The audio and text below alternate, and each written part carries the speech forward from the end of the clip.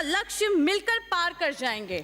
कोयले के साथ नई करने रोशनी को भी मिलाएंगे, नई पीढ़ी को एक स्वच्छ भविष्य दे जाएंगे, नई पीढ़ी को एक स्वच्छ भविष्य दे जाएंगे। थैंक यू एंड जय हिंद।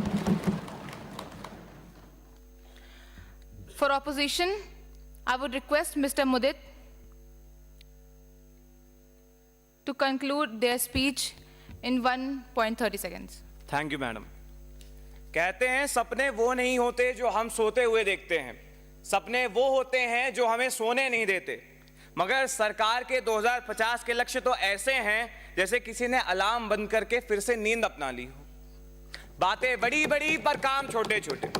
सुप्रभात महोदय, मैं मुदित मेहरोत्रा, लखनऊ की धरती से सीतापुर का पुत्र, आज सबके सामने कुछ प्रश्न करना चाहूंगा जिसका जवाब पक्ष को देना पड़ेगा।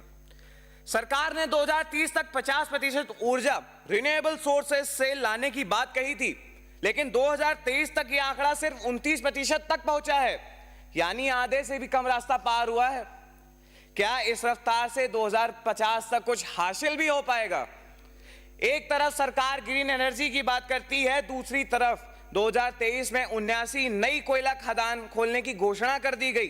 ये ग्रीन इंडिया है या कोल इंडिया? जो इलीगल कोयले की माइनिंग कराएगा मुंह उसका ही तो काला होगा।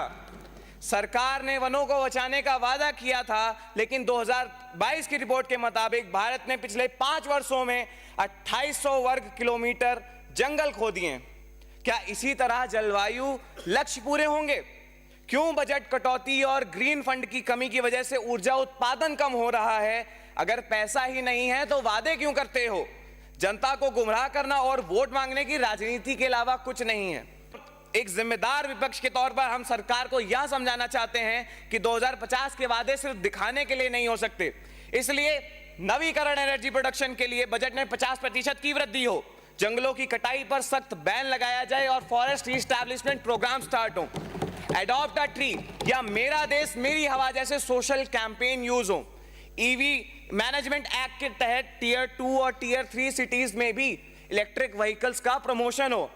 और रही बात हमारी, तो जनता हमें 50 वर्षों तक इसीलिए सत्ता में रखी थी, और हमारे ही कार्यकाल में वाइल्ड लाइफ प्रोटेक्शन एक्ट हो, चाहे ministry of environment and forest act का गठन हुआ हो। अंत में बस मैं इतना कहूंगा कि हमें हमारे देश की चिंता पक्ष में भी है और विपक्ष में भी रहेगी, क्योंकि हम भारत के पुत्र हैं। क्योंकि पिंजड़े में भी आकर कमजोर नहीं होता महोदय, शेर जहां रहता है शेर ही रहता है। धन्यवाद।